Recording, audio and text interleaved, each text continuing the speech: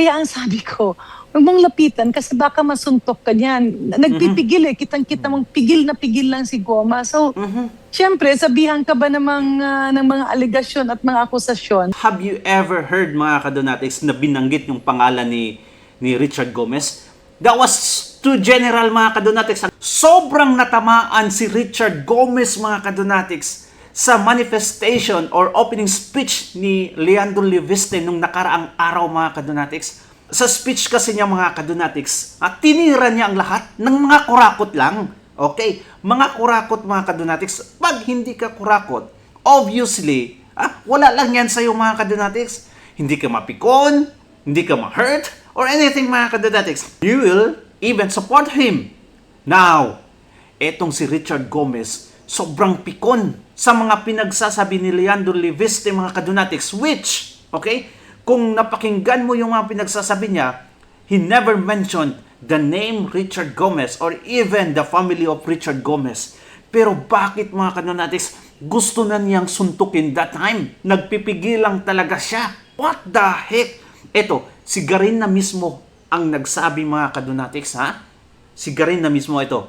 Pakinggan natin yung interview kay Garin. Tapos, panoorin natin yung video kung saan nagsalita si Dilimaw at andon sa likod itong si Richard Gomez. Panoorin natin yung reaction niya, mga kadonatics. Hindi natin pakinggan si Dilimaw kasi alam naman natin yung pinagsasabi niya, halos katarantaduhan, walang mga sense. Alright? But ito muna. Kagaya nga nung kagabi, galit na galit si Congressman Gomez, Congressman Richard Gomez. What? Nilalapitan niya. So umiiwas, nilalapitan niya, umiiwas. Then parang he was amused kasi bakit daw napikon. Alright. He was amused. Si Leandro Leviste, mga kadonatics, nagtataka. Bakit ka napikon, Richard Gomez? I've never mentioned your name, even your closest friend or something like that. Unless isa kang napakalaking kurakot, magagalit at magagalit ka talaga. Now, mga kadonatics, balikan lang natin tong video na to. Puntahan muna natin yung si Dilimaw. Okay? Nagsalita na background niya. Si Gomez. Right, ito. Yan. Kita nyo naman sa likod, mga kadonatics, no? Sino yan? Taong yan, oh. Yan. Okay, wag kayong makinig kay Dilimaw. Kasi nakakasuka yung dagway niya, mga kadonatics, no? Okay, lagyan natin ng sticker yung dagway niya dito, mga kadonatics, para makafocus talaga Richard Gomez kung ano yung, bakit napikon siya. Representative Leandro Leviste. Now, but this is an important parliamentary inquiry, because, for clarity. Yan. Yes, Ayan. we heard the motion of Representative Garin on the deletion or striking out of those portions or parts of the privilege speech without basis. Di mapakali, oh. I am very interested as to exactly Okay, alright. Di mapakali, oh. Ayan. approached Representative Leviste, and I was asking him about his claim, the general claim, that everybody in this hall has engaged in vote buying. Okay, everybody daw, mga kadonatics, has engaged in this vote buying. Dito siguro na napikon itong si Richard Gomez, mga kadonatics. Okay, shall we say, mga kadonatics, given na sinabi niya na everybody in this hall, okay, ay may vote buying na naganap or nagvo-vote buying, mga kadonatics. Kung hindi ko ginawa, mga kadonatics, I would not even mad because I'm not guilty at all. Di ba? Yan sabi nga nila, kung magagalit ka, it means totoo. Bakit ka magagalit, Richard Gomez? Bakit pikon na pikon ka? Gusto mo nang suntukin? Mga kadonatics, magagawa talaga niyang suntukin itong si Leviste. Binatukan nga niya yung sa Southeast Asian Game, mga kadonatics. Di ba? Yung isang coach doon. Ayan. Pero, actually, binawi din naman ni Leviste. Sabi niya, ang punto niya doon, mga kadonatics, majority lang. Kung hindi ka part sa majority na nag-vote buying, then you would not be angry at all, mga kadonatics. So I was telling him, can you please withdraw that particular portion because we find it offensive. Ayan, oh. For the record, this representation does not No. engage in any vote buying in any elections, Oh, grabe yung tingin niya kay Leviste, mga kadonatics, oh. including the last elections of 2025. And I remember Alright, oh. Grabe. Representative Tutok na Leviste tutok, oh. saying that he is willing to withdraw that particular portion. So may we ask Representative Leviste if in fact that is the case, that he has withdrawn, that he is withdrawing that portion because it has no basis, it has no evidence, it's purely speculative, it's offensive, it's unfair to everybody Alis dyan, Jokno. in this hall. Oh, yan. It's unfair. Okay, anong reaksyon ni Goma dito? Yan, oh. Tingnan nyo. Ayan. Unfair to everybody here. Okay. Nag-agree ang Can we have bungok. the answer, please? I-reaction niya doon, mga kadonatics, hindi masyadong vulgar o expose, naggalit siya kasi nakatutok yung camera sa kanya. Alam niya, mga kadonatics, once ang taong magsasalita o congressman magsalita, nakatutok doon ng camera at naka-background siya, mga kadonatics. Hi! Okay, see? Doon pala siya nagagalit, mga kadonatics. Balikan natin si Garin, right? Kaya ang sabi ko, huwag mong lapitan kasi baka masuntok ka niyan. Nagpipigil eh. Kitang-kita mong pigil lang si Goma. So, syempre, sabihan ka ba ng mga aligasyon at mga akusasyon? Although binawi nga niya, sabi niya kaya siya lumalapit because he wanted to tell na hindi, joke lang yon. Joke? Well, anyway, mga kadonatics, have you ever heard, mga kadonatics, na binanggit yung pangalan ni Richard Gomez? That was too general, mga kadonatics. Ang nabanggit lang doon kay Recto, Guardiola at si Suarez na kunti lang naman. Ha? Maiksi lang, mga kadonatics, yung part niya doon na, di ba? Jay Suarez, di ba? Ganun lang yung sinabi niya. Pero nag-react masyado itong si Suarez. Pero Richard Gomez never mentioned Pero his name. nangyari na eh. Kaya sabi ko, let things cool down. Kasi syempre, pag galit yung tao, tapos pupuntahan mo pa, iinisin mo pa, Galit talaga lalala yan, mga There crocodile. has to be proper decorum. Pero Kong Janet, ito po ba Alam naman natin itong si Richard Gomez, mga kadonatics, at si Lucy Torres ay talagang, mga kadonatics, close na close friend nila, si Pangag Jr. Di ba? Kung nakita niyo yung video doon na pumunta pa nga si BBM doon sa lugar nila, mga kadonatics, sa Leyte. At ang sinabi doon ni Lucy Torres, sabi niya, I'm so grateful na binisita tayo. Parang ganun, mga kadonatics. And I always been grateful and a close friend to you. Mr. President, after all that you have had, weather and endure, you have maintained your true nature of kindness and generosity. And for this, I applaud you. I will have to correct you. You say I'm always kind. I'm only always kind to you. To other people, I'm not kind. To other people, I'm not kind. Kasi mabait ka sa akin eh. So mabait din ako sa'yo. Di ba? ang ikinilos ni Congressman Leviste, hindi po ba ito grounds for an ethics complaint? It can be actually, no? Alright, yeah. Grounds na talaga yan, mga kadonatics. Pag magsalita ka ng ganito about corruption, maraming masasagasaan, mga kadonatics. That can be a ground for ethics complaint, mga kadonatics. Anong ginawa nila kay Barsaga? There would be another, maybe an expulsion, mga kadonatics. Yung talagang tanggalin na siya sa Kongreso. Yan yung binabanta nila ngayon. Kasi nakita mo naman yung si Congressman J.J. Suarez, hindi lang naging sensitive, pero biglang tinuro niya. And di ba, mahal din ang bilihan sa Quezon? And then, it was actually, kasi nga Si J. Suarez, hindi siya pumalag masyado kasi alam niyo, mga kadonatics, guilty siya. Guilty na guilty talaga itong si J. Suarez. Anong sabi niya? Nung 2024, mga kadonatics, yung midterm election, anong sabi niya? Yung AX nyo, gagawin natin yung 5,000 instead na 3,000. Alright? Gagawin daw 5,000, mga kadonatics, yung AX nila. Pero ang hindi alam ng mga constituents nila, na 5,000 each nga pala talaga, mga kadonatics. Kahit na i-research mo ngayon, 5,000 each yung AX ng constituent, mga kadonatics.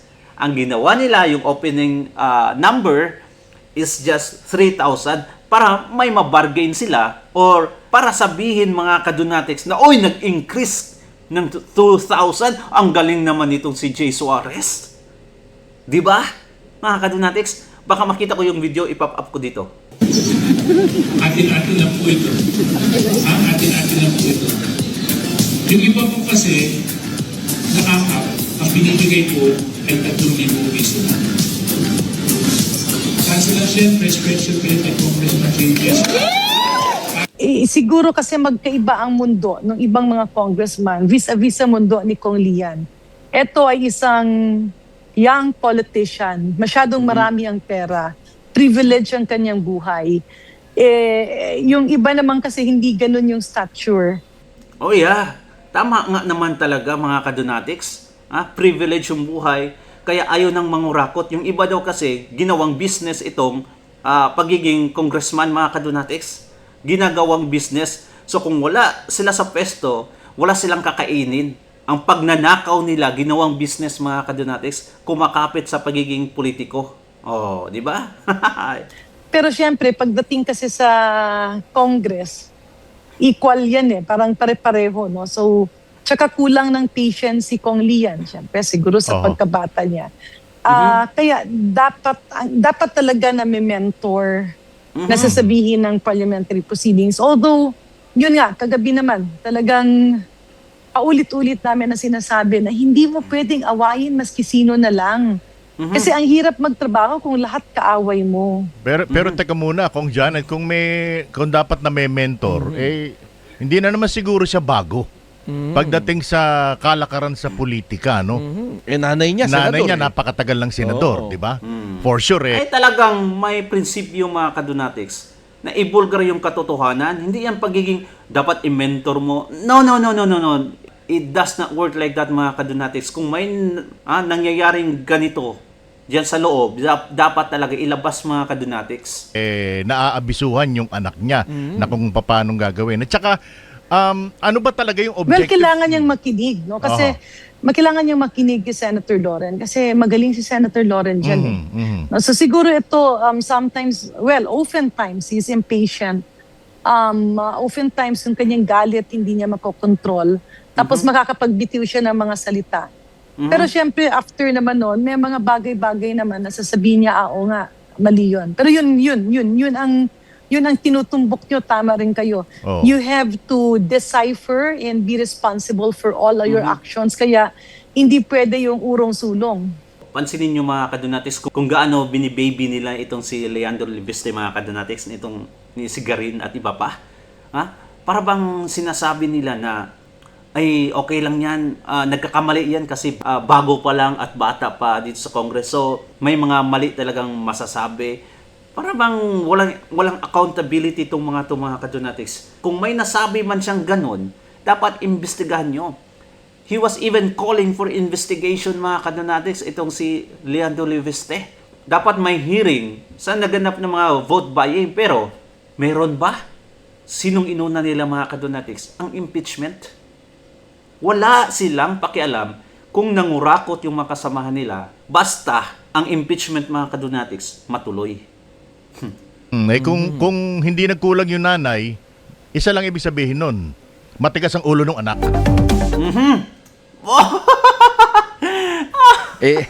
Pero ang tanong nga rin dun, Kong Jan. Ay, isa pa tong mga reporter ng DZMM mga kadonatics na napaka-bias. Ewan ko sa kanila, magkano kaya ang nabayad dito mga kadonatics o ilang maleta kayang natanggap nito. Sobrang bias talaga. At Kuyang Willie, not one, but two. Dahil parang ganito rin yung nangyayari Isang bakla, doon sa isa pang Doon sa isa. kongresista.